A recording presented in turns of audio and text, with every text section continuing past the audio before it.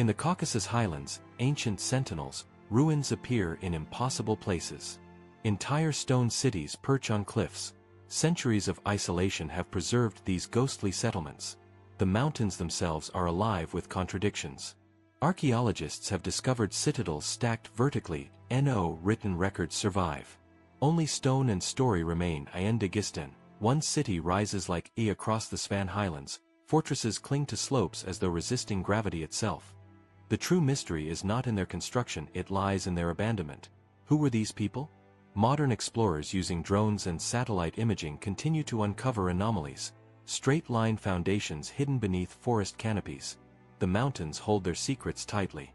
The Caucasus Highlands are a land shaped by extremes, where jagged ridges. Between the Black Sea and the Caspian, mountains rise violently. These cliffs have sheltered humans for thousands of years. Many of the civilizations that once thrived here remain invisible. It is in this formidable terrain that entire stone cities were constructed. Unlike lowland fortresses, these highland settlements are vertical marvels. Every stone tells a story of a society that mastered high-altitude survival. Archaeologists estimate that many of these settlements were inhabited from the Bronze Age through medieval times. The region was a crossroads of empires. Persians, Scythians, Hellenists, Byzantines, Mongols, all left traces in the valleys. Local oral traditions offer glimpses of the ancient inhabitants' lives. Tales of people of the upper world echo across regions, describing societies living above the clouds.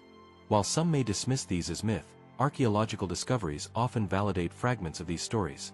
The mountains dictated the rhythm of life. As we journey deeper into the Caucasus Highlands, we begin to uncover the evidence of these vanished civilizations. Layer by layer, story by story, the mountains reveal the ingenuity.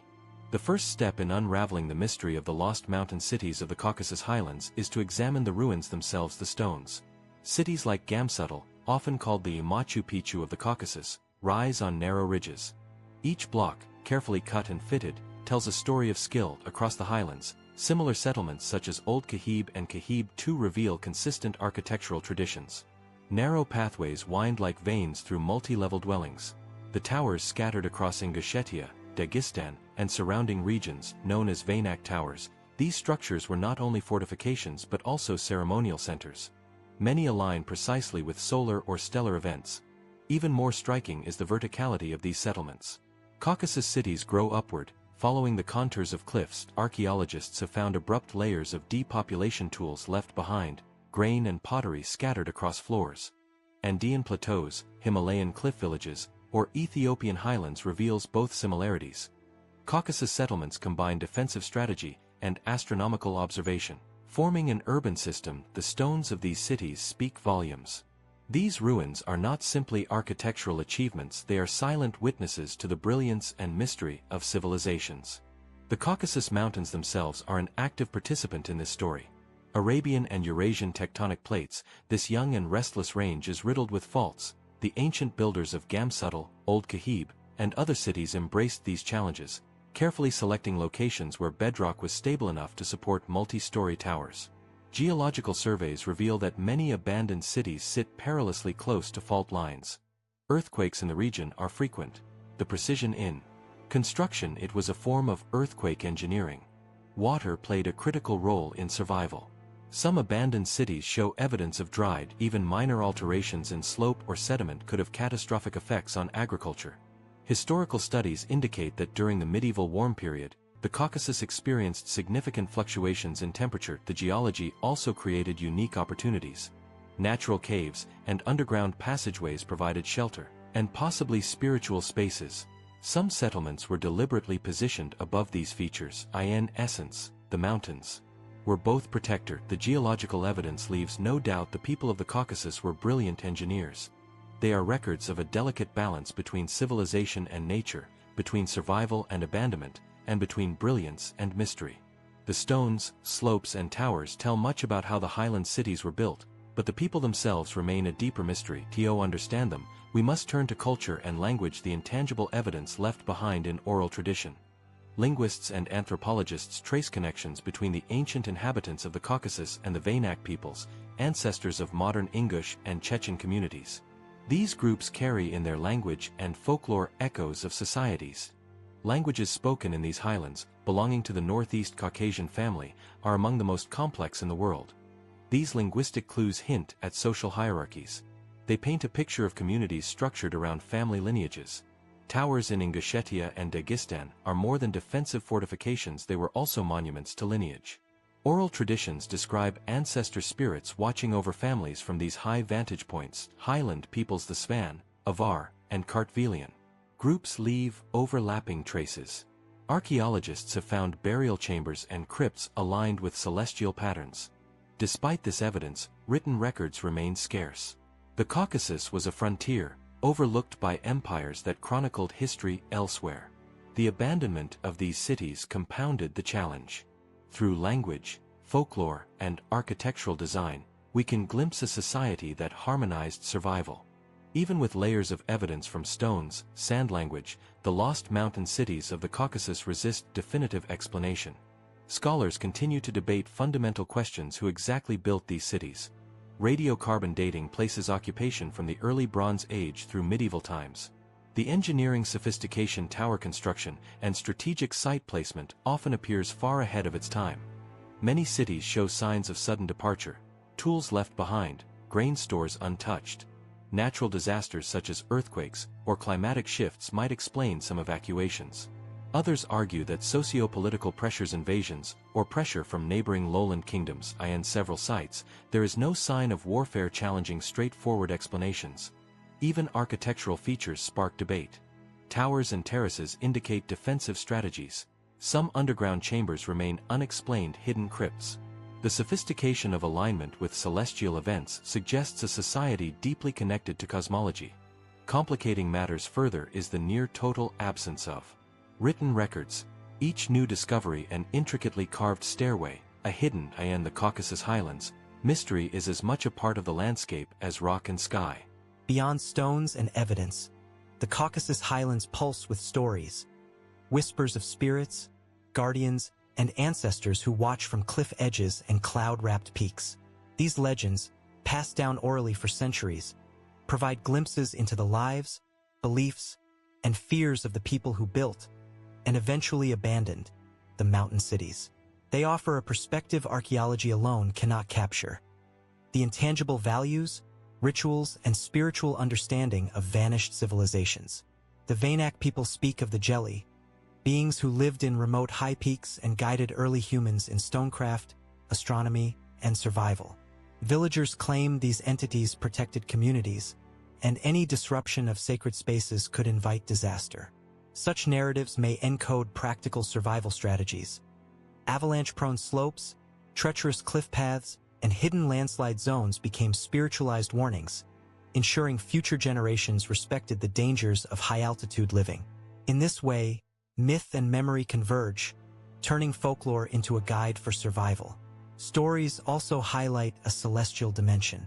Towers and ceremonial platforms were often aligned with stars, solstices, or lunar cycles, guiding agricultural and ritual schedules. Oral traditions recount rituals performed to honor celestial bodies, suggesting that astronomical observation was integrated deeply into daily life.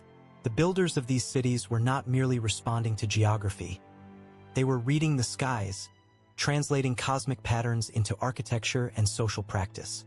Legends of sky cities abound, describing settlements so high they appear suspended above the clouds, invisible to outsiders. Such myths likely have roots in reality. Several high-altitude sites remain inaccessible even today, suggesting that these places were intentionally isolated or deliberately hidden.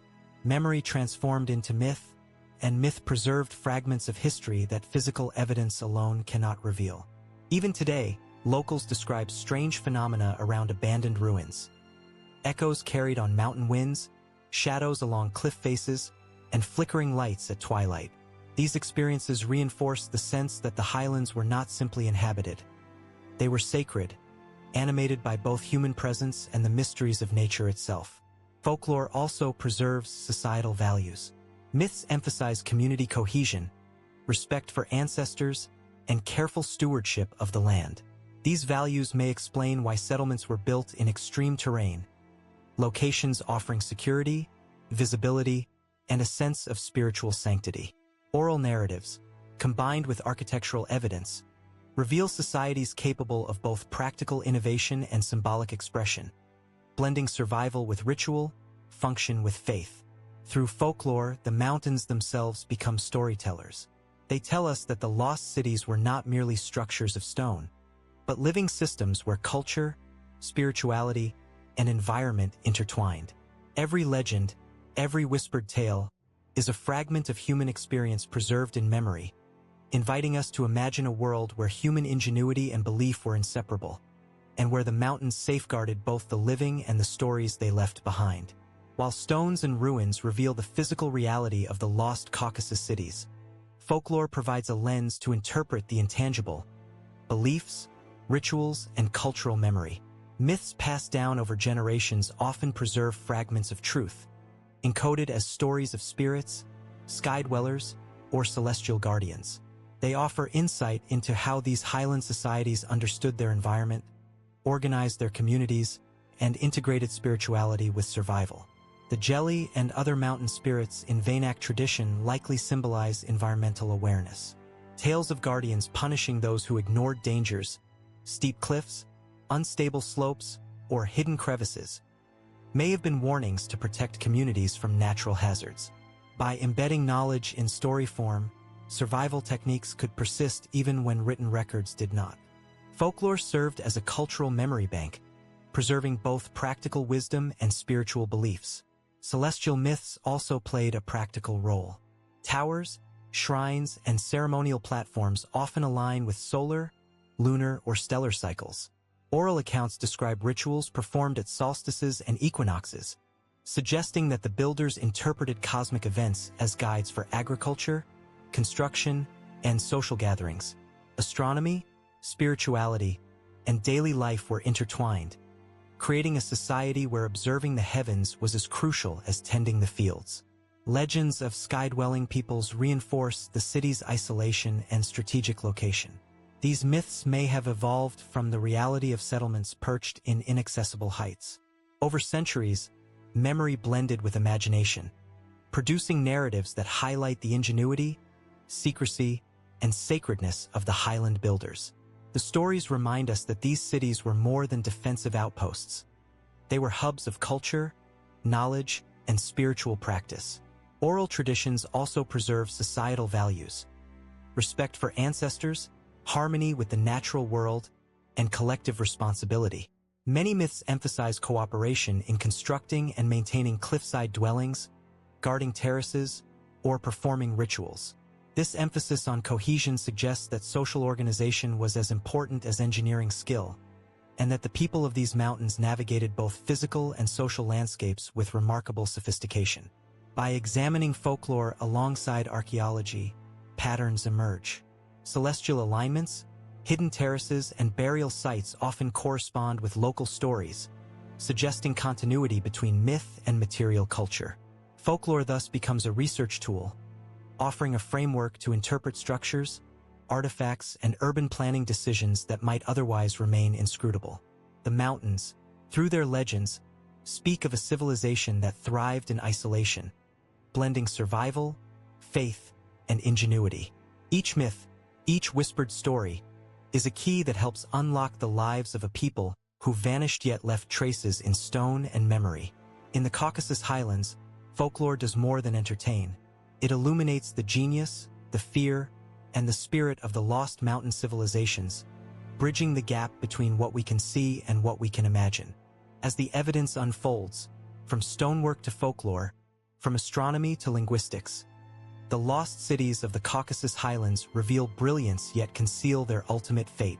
Scholars and explorers alike grapple with a mystery that seems almost unsolvable. Why did these remarkable civilizations vanish so completely, leaving behind terraces, towers, and legends but no clear answers? One prevailing theory points to environmental catastrophe. Geological studies show the region is highly seismic, with slopes prone to landslides and avalanches. A sudden collapse or a glacial shift could sever water sources or destroy farmland, forcing populations to descend to safer valleys. Climatic fluctuations, harsh winters, unpredictable rainfall, or prolonged drought may have amplified these pressures. In such extreme conditions, survival could hinge on rapid relocation, leaving homes, tools, and food behind, frozen in time. Others argue for socio-political reasons. Though isolated, highland communities were not entirely cut off. Trade and contact with lowland kingdoms existed, exposing them to the threat of invasions from neighboring empires. Historical records suggest intermittent raids from Persians, Byzantines, and later Mongols. It is plausible that some mountain cities were abandoned in anticipation of attack, or populations migrated to strengthen alliances, leaving behind entire settlements intact. Yet some suggest a more enigmatic explanation. These cities may never have been intended for permanent habitation by large populations. Towers and ceremonial platforms imply a ritual or elite function, possibly housing priesthoods or specialized clans. Seasonal occupancy, sacred observances, or spiritual cycles might have dictated habitation patterns. In this light, sudden abandonment may have been a deliberate departure aligned with cosmological or religious principles rather than forced evacuation. Hybrid theories attempt to merge these possibilities. A natural disaster coinciding with political instability could explain both the sudden departure and the intact infrastructure. Astronomical alignment in tower construction hints at societies deeply attuned to cosmic cycles, suggesting that departures may have also followed celestial or spiritual calculations.